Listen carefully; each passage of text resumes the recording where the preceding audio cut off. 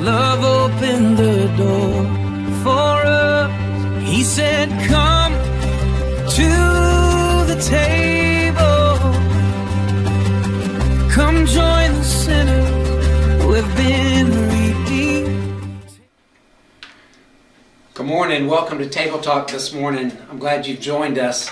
It's cold here in the studio this morning, even though spring has arrived and is here. And I hear children out, even early this morning, I hear children out on the playground and outside. You can hear the voices from our preschool.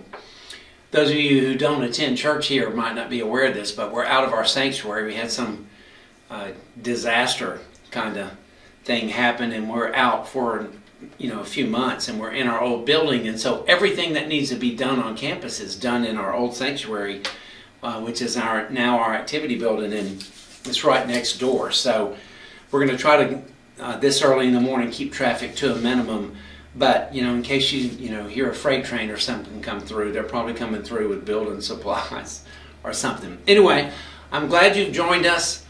As I mentioned last week, we're going to start heading toward Calvary this morning, and so I invite you to turn to Luke, the Gospel of Luke in the New Testament, chapter 9. We're going to look at one verse there, and that's it.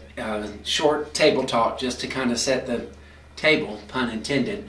And then when you get your finger there on Luke 9, or you have your device open, I want you to flip to the Old Testament to Isaiah 53. Isaiah 53. Isaiah 53, if you're unaware, is the prophetic vision of what is called the suffering servant. You might have that written at the top of your caption. It actually begins sort of in chapter 52, but it is a 700-year-old before Jesus, prediction of who Messiah was going to be in his role.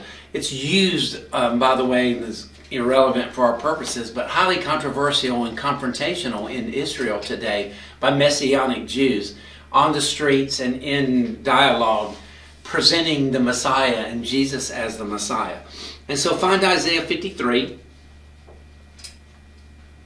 And I just want to begin with one thought for us today, and we'll get to that in Luke's Gospel in a minute. And this really won't take long. I'm thinking 10 minutes, which for me will mean 15. Isaiah 53, if you've read it and you have grown up in church, he was despised and rejected by men, a man of suffering who knew what sickness was, man of sorrows, what a name for the Son of God who came. Remember that hymn by Philip Bliss? He was pierced because of our rebellion, crushed because of our iniquities. Punishment for our peace was on him, and by his